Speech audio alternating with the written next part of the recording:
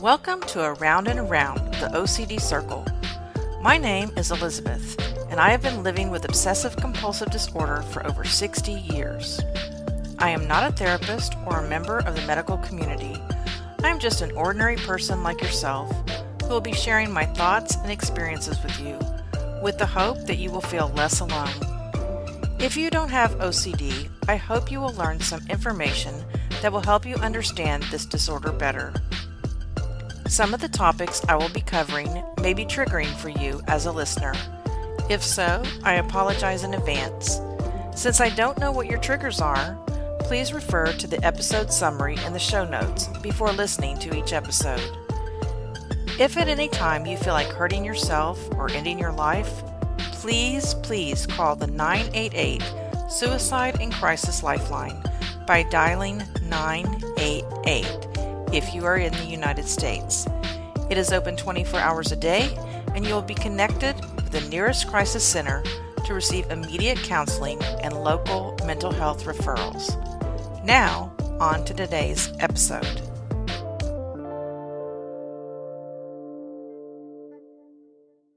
Hi everyone, welcome back to my podcast Around and Around the OCD Circle. Thank you so much for joining me on this episode.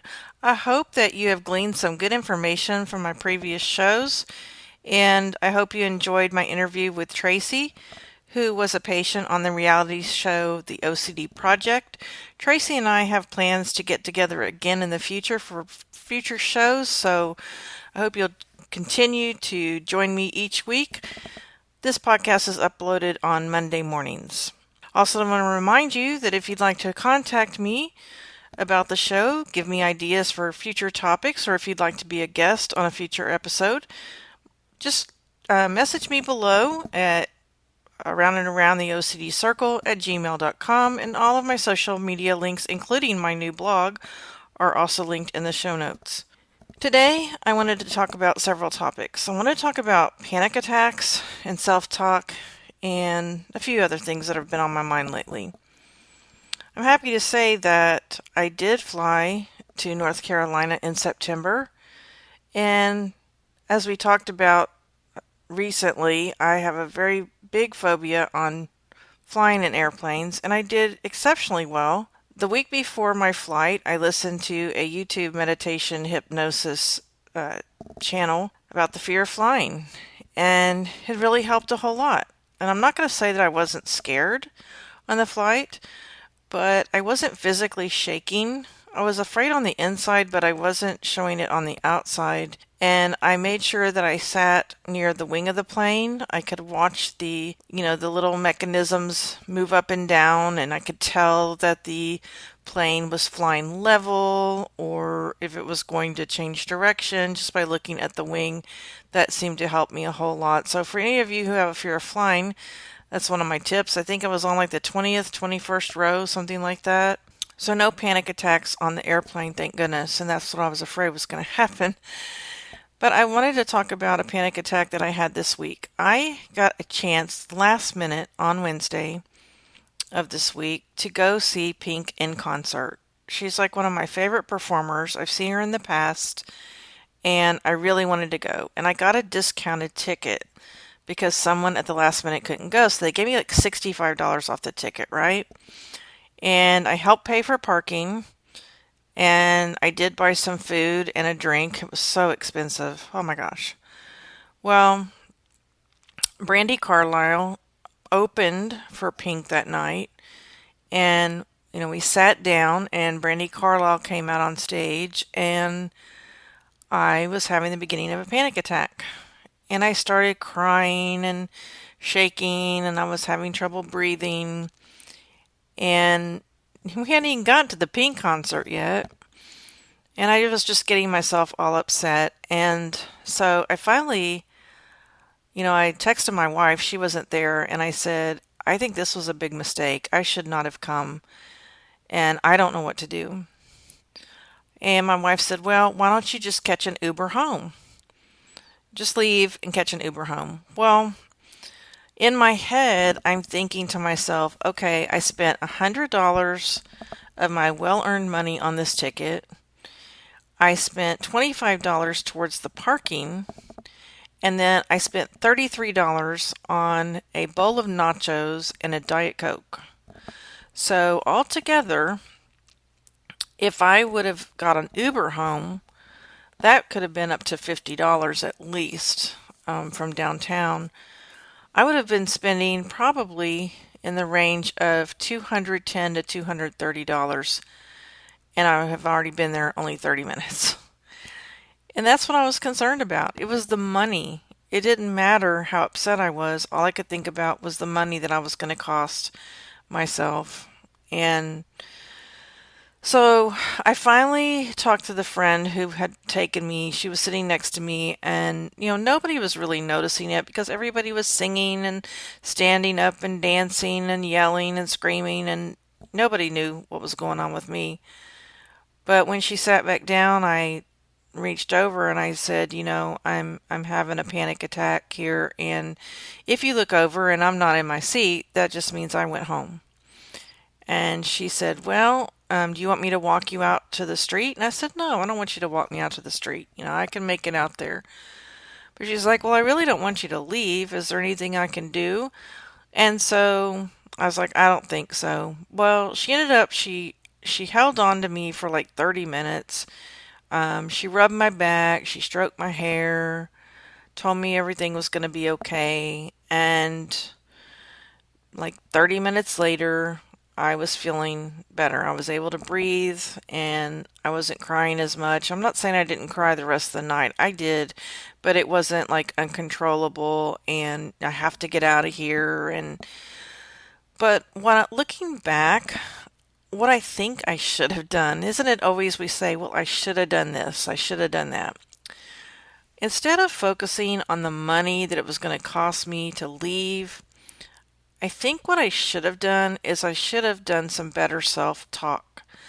I should have said to myself, you are stronger than this. You can do this. You're going to sit here and you're going to get yourself together and you're going to do your breathing exercises like you've been taught. You're going to go with the feelings, go with the thoughts. You're not going to fight them. You're going to just let these feelings go and let the anxiety wash over you, and in about 30 minutes you're going to feel a lot better. But instead, I was fighting it. I was fighting it so bad. And that's what we have to remember from doing cognitive behavioral therapy, that it's very important that we face our fears and face the anxiety, because all we do is make things worse. So I went through about an hour of, crying and shaking and having trouble to breathe, when if I just would have gone with it, I probably could have gotten myself out of it within 30 minutes time. I think I would have enjoyed myself more, and I would have a memory, a good memory, right? So the next day, of course, everybody's asking me, well, how was the Pink concert? And I wanted to answer them honestly and say, well, it totally sucked, because for me, that memory was not a great one. But when I would just say, well, she did great. She did great on stage, which is true. She did great. But as far as the experience, it was, I don't want to remember it. I want to remember the last time I saw her, when I was having fun and dancing and singing and really getting into it. I did not get into it at all. I just, I didn't. So I remember years ago when I was pregnant with my first child, she was born in June, so this was about February before I had her in June. I guess the hormones were really raging, and I went to see the musical Cats. And, back then I didn't have a lot of money, and we got seats way up in the nosebleed section. But for me to go to a Broadway show was just a once in a lifetime thing. I just didn't get to do it.